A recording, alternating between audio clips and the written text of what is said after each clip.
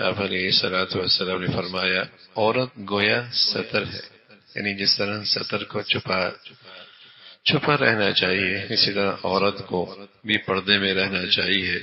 جب وہ باہر نکلتی ہے تو شیاطین اس کو تاکتے اور اپنی نظروں کا نشانہ بناتے۔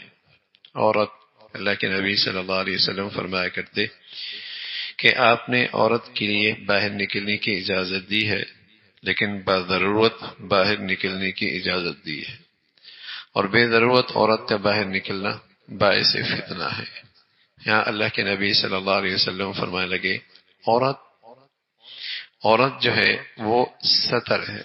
عورہ عربی زبان میں اس چیز کو کہتے ہیں اور جسم کے اس حصے کو کہتے ہیں جس کو چھپانا اور پردے میں رکھنا ضروری۔ عورت عربی زبان میں اس چیز کو کہتے ہیں، اس حصے کو کہتے ہیں جسم کے جس کو چھپانا ضروری ہے اور اس کا کھولنا اس کے لیے عیب ہے۔ آپ علیہ الصلوۃ والسلام نے فرمایا المرأۃ عورہ، یعنی عورت خواتین کی نوعیت یہی ہے کہ ان کو پردے میں رہنا چاہیے۔ آپ علیہ الصلوۃ والسلام نے آگے بتلایا کہ جب وہ باہر نکلتی ہے تو شیطان تاک جھانک کرتے ہیں۔ آپ کا مقصد یہ ہے کہ عورتوں کو حد الوسع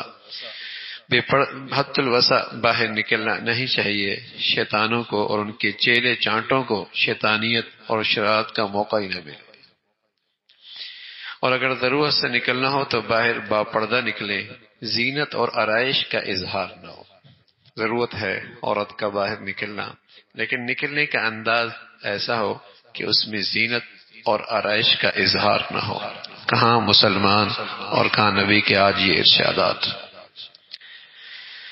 کہاں اللہ کے نبی کی زندگی کی یہ ہدایات اور کہاں آج مسلمانوں کا معاشرہ۔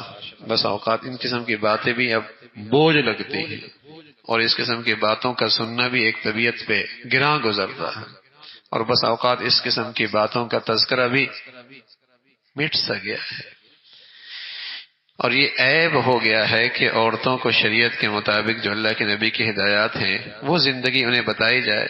کس دور کی باتیں کر رہے ہو، کس زمانے کی باتیں کر رہے ہو؟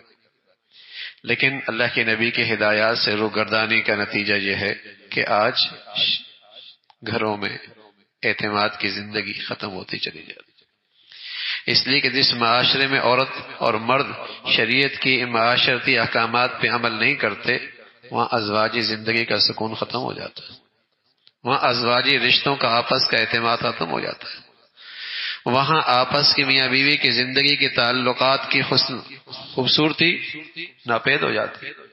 اس بے پردگی کی سزا یہ ہے کہ ہنستے بستے گھر ٹوٹنے لگتے، اس بے حیائی اور فحاشی کا نتیجہ یہ ہے کہ طلاق اور خلع کی کثرت ہونے لگتی، اس گندگی کا نتیجہ ہے کہ گھروں کا سکون ختم ہو جاتا، گھر نہیں بنتے۔